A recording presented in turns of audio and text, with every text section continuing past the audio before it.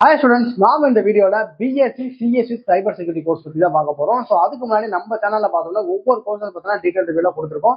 மறக்காம நம்ம சேனல்ல இருக்கிற வீடியோஸ் செக் பண்ணி பாருங்க. அப்படி நம்ம வீடியோ பிடிச்சிருந்தா நம்ம சேனல் லைக் பண்ணிட்டு சப்ஸ்கிரைப் பண்ணிருங்க. ஸோ இந்த வீடியோல நம்ம என்னெல்லாம் பார்க்க போறோம் அப்படின்னு பார்த்தோம்னா இந்த கோர்ஸ் படிக்கிறதுக்கு என்ன மாதிரியான இன்ட்ரெஸ்ட் இந்த கோர்ஸை சூஸ் பண்ணலாம்.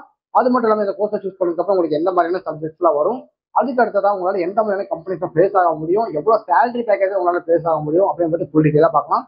வாங்க வீடியோக்குள்ள போலாம். ஸோ இந்த BSc CS cyber security course எதை பத்தி மேஜரா படிக்கிறது அப்படின்னு பார்த்தோம்னா, ஒரு டிஜிட்டல் சிஸ்டமை எப்படி ப்ரொடெக்ட் பண்றது, அதாவது ஹேக்கர்ஸ் வந்து ப்ரொடெக்ட் பண்றது, எப்படி செக்யூர் பண்றது, அடுத்ததா பாத்தீங்கன்னா டேட்டாஸ் எப்படி பாதுகாக்கிறது, நெட்ஒர்க்ஸை எப்படி செக்யூரா வச்சுக்கிறது, இதை பத்தி தான் பாத்தீங்கன்னா நீங்க ஃபுல்லா படிக்க போறீங்க. அது மட்டும் இல்லாம இந்த கோர்ஸ் படிக்கணும் அப்படின்னா கண்டிப்பா நீங்க 12th முடிச்சிருக்கணும். 12th பாத்தீங்கன்னா மேக்ஸா இருக்கட்டும், கம்ப்யூட்டர் சயின்ஸா இருக்கட்டும், ஏதோ ஒரு ஸ்ட்ரீம்ல நீங்க படிச்சிருந்துக்கணும். அதுல பாத்தீங்கன்னா நல்ல பர்சன்டேஜ் வச்சிருக்கீங்க அப்படின்னா உங்களால தாராளமா நல்ல காலேஜஸ்லயே அட்மிஷன்ஸ் வாங்கிட முடியும்.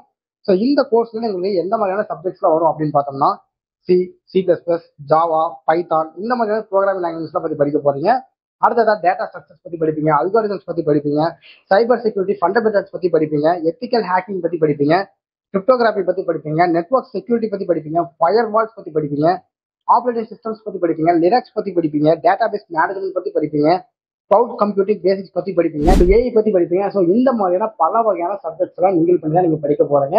இந்த கோர்ஸ் படிச்சு முடிச்சதுக்கு அப்புறம் உங்களால என்ன மாதிரியான ஜாப்ஸ்ல போக முடியும் அப்படின்னு பார்த்தோம்னா, சைபர் செக்யூரிட்டி அனலிஸ்டா உங்களால போக முடியும், எத்திக்கல் ஹேக்கரா உங்களால போக முடியும், இன்ஃபர்மேஷன் செக்யூரிட்டி ஆஃபீஸரா உங்களால போக முடியும், நெட்வொர்க் செக்யூரிட்டி இன்ஜினியரா உங்களால போக முடியும், செக்யூரிட்டி சாஃப்ட்வேர் டெவலப்பரா உங்களால போக முடியும், பெனிட்ரேஷன் டெஸ்டா உங்களால போக முடியும். இந்த மாதிரியான வைட் ரேஞ்ச் ஆஃப் அப்ளிகேஷன்ஸ் இருக்கு நீங்க படிச்சு முடிச்சதுக்கு அப்புறம்.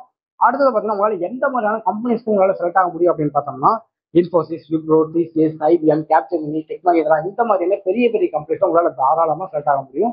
இந்த ஸ்கில்ஸை மட்டும் நீங்க டெவலப் பண்ணி வச்சிருக்கீங்க அப்படின்னா தாராளமா இந்த கம்பெனிஸ் உங்களால பிளேஸ் ஆக முடியும். ஸ்டார்டிங் சேலரி எவ்வளவு இருக்கும் அப்படின்னு பார்த்தோம்னா 3.5 5.5 lakhs per annum வரைக்குமே கிடைக்கும். இது வந்து உங்க ஸ்கில்ஸை பொறுத்து தான் உங்களுக்கான சேலரி அதிகமாக கிடைக்கிறது, கம்மியாக கிடைக்கிறதும். உங்க சேலரி அதிகமாக கிடைக்கும் அப்படின்னா உங்க ஸ்கில்ஸை டெவலப் பண்ணுங்க, உங்களுக்கு அதுக்கேற்ற சேலரி கண்டிப்பா இருக்கும். ஸோ இந்த வீடியோ பார்க்கும்போது உங்களுக்கு BSc CSC cyber security course பத்தின ஒரு ஐடியா கிடைச்சிருக்கும் அப்படின்னு நான் நம்புறேன். இந்த வீடியோ உங்களுக்கு வந்து 12th படிக்கிற பசங்களுக்கு ஷேர் பண்ணுங்க, அவங்க யூஸ்ஃபுல்லா இருக்கும். தேங்க்யூ.